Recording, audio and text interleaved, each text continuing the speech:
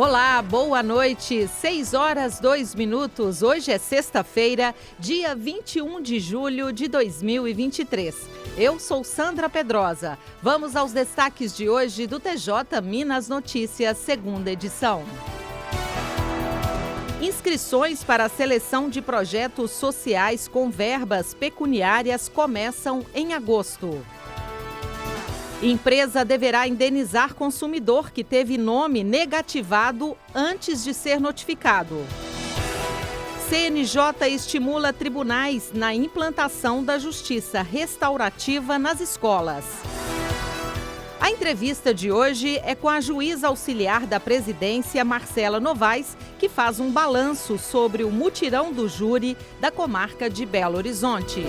Você está acompanhando o TJ Minas Notícias, segunda edição.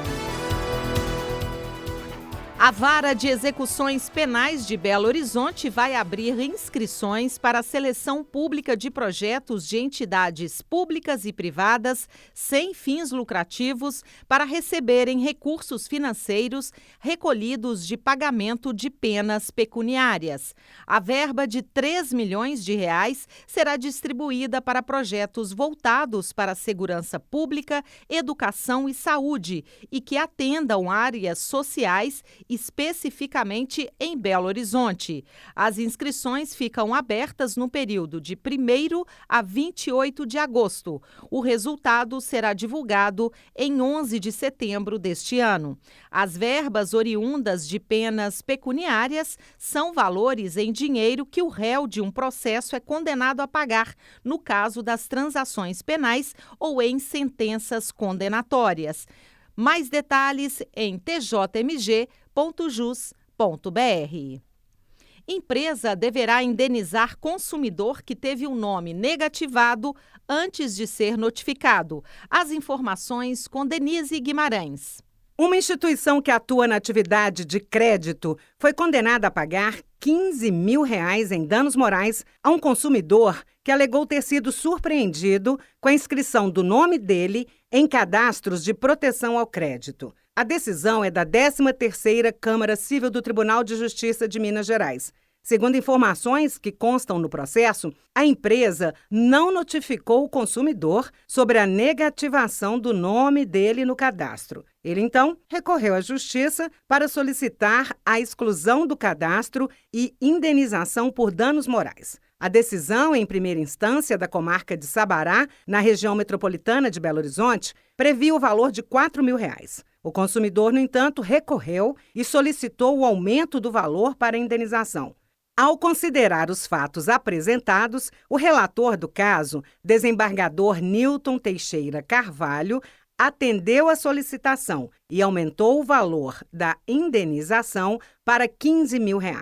A desembargadora Maria Luísa Santana Assunção e o desembargador Marco Aurélio Ferrara Marcolino votaram de acordo com o relator. Do Tribunal de Justiça de Minas Gerais, Denise Guimarães. A seguir no próximo bloco. CNJ estimula tribunais na implantação da justiça restaurativa nas escolas. E ainda, a entrevista com a juíza auxiliar da presidência, Marcela Novaes, que faz um balanço sobre o mutirão do júri da comarca de Belo Horizonte. São 6h06, nós voltamos com mais informações em instantes. Aguarde! CNJ estimula tribunais na implantação da justiça restaurativa nas escolas. As informações com o repórter Renê Almeida. Boa noite, Renê. Boa noite, Sandra. O ano da Justiça Restaurativa nas escolas encerra o primeiro semestre de 2023 com ações implantadas em tribunais pelo país, além de 2 eventos agendados a partir de agosto, um curso e um seminário internacional. O projeto incentiva os tribunais a se voltarem à sociedade para fomentar a justiça restaurativa, encorajando os juízes a se ressignificar pessoal e profissionalmente nos caminhos restaurativos, como integrantes das comunidades em que atuam, com as quais se articulam para a construção de novas formas de convivência e de transformação de conflitos.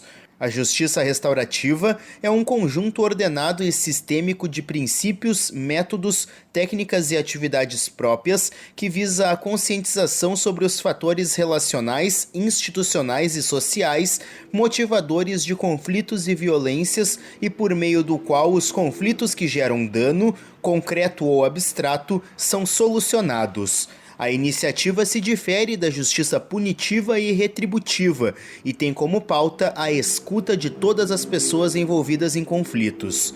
Da agência Rádio Web, Renê Almeida. O sistema de depósitos judiciais foi tema de reunião realizada pelo presidente José Arthur Filho com um grupo de magistrados e servidores do TJMG. Os participantes fizeram uma análise sobre como funciona a identificação de depósitos judiciários e definiram o alinhamento sobre o desenvolvimento do trabalho a partir de agora.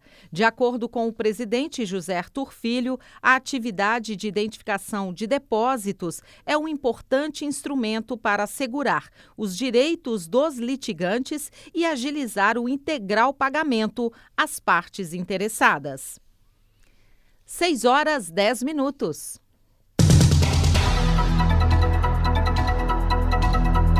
Entrevista. A comarca de Belo Horizonte realiza o maior mutirão do júri já organizado em uma única comarca em Minas Gerais.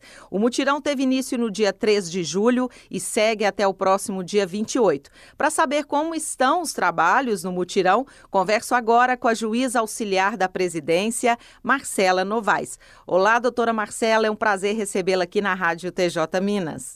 Olá, Sandra, satisfação toda minha. E vamos lá, então, saber qual é o balanço até esse momento do mutirão do júri realizado na comarca de Belo Horizonte. O balanço, Sandra, tem sido extremamente positivo, né? Nós designamos 10 sessões diárias simultâneas, então realmente é um esforço hercúleo. E falando em números, até a data de ontem, né, em que nós encerramos as sessões, nós tivemos aí dos 140 júris que foram designados até o dia 20 de julho, 130 foram efetivamente realizados. Esses 10 júris que não foram realizados por motivos diversos, né? Normalmente nós tivemos pedido de adiamento pelos advogados, nós tivemos instalação de incidente de sanidade mental.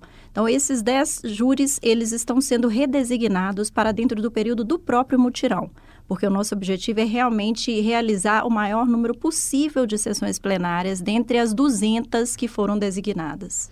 Quais são os resultados das sessões? A senhora já tem também?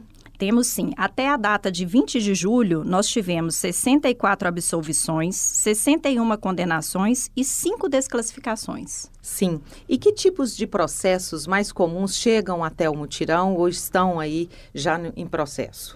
Bom, o escopo deste mutirão é realmente julgar processos mais antigos para evitar o implemento da prescrição e dentro de uma complexidade que realmente tenha similaridade com o próprio mutirão, né? São processos teoricamente mais simples, que envolvem réus que estão respondendo em liberdade e justamente para que a gente consiga iniciar e terminar a sessão plenária no próprio dia e sem maiores incidentes. Uhum. A ideia realmente é dar essa celeridade, né, à prestação jurisdicional e esse período do mutirão pode equivaler até 1 ano de trabalho, a senhora já havia comentado isso, não é?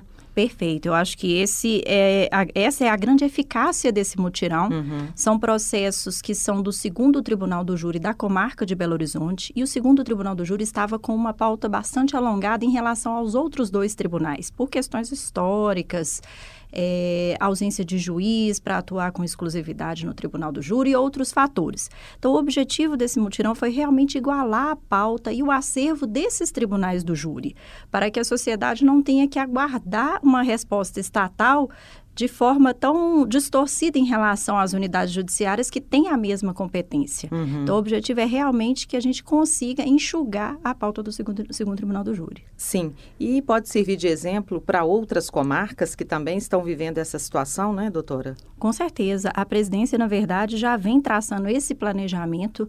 Desde o início dessa gestão, a gente tem feito levantamentos em todo o estado de Minas Gerais para que esse esforço concentrado ele seja realizado onde realmente exista necessidade em relação a quantitativo, antiguidade de processos e que a gente consiga dar suporte a essas unidades judiciárias, principalmente aquelas que não têm juiz com atuação exclusiva. Sim.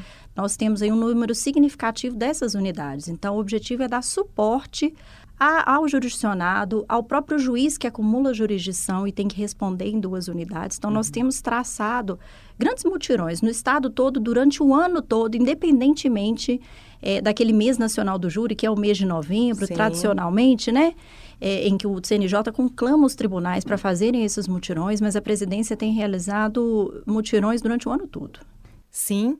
E podem vir outros mutirões a partir do sucesso deste, né? E é importante destacar também as pessoas envolvidas no mutirão, servidores e todos os envolvidos, não é? Certamente, isso é muito importante destacar, Sandra, porque a gente tem um apoio muito grande da própria instituição. Nós temos, nesse mutirão de Belo Horizonte, por exemplo, diversos servidores que estão trabalhando em regime de hora extra.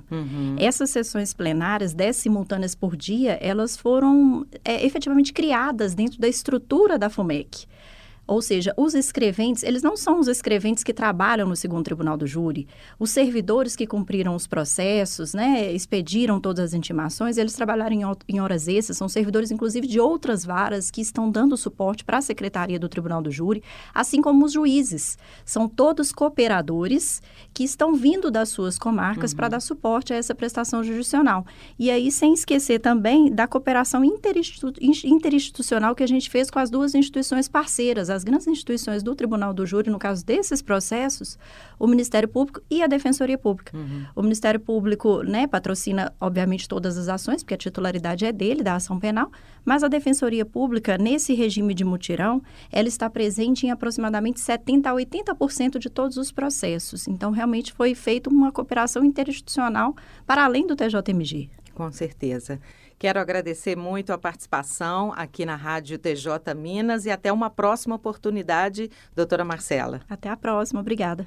Conversamos com a juíza auxiliar da presidência, Marcela Novaes, sobre o mutirão do júri, o maior mutirão do júri já organizado em uma única comarca no estado de Minas Gerais. 6h17. O TJ Minas Notícias, segunda edição, fica por aqui. Você pode acompanhar também o TJ Minas Notícias no YouTube, na íntegra e com imagem direto aqui do nosso estúdio da Rádio TJ Minas. Acesse tjmg.jus.br. No final da página, há links de acesso à TV TJ Minas e à Rádio TJ Minas. E, claro, continue acompanhando a programação da Rádio TJ Minas. Uma excelente noite para você, ótimo fim de semana para a família, para você.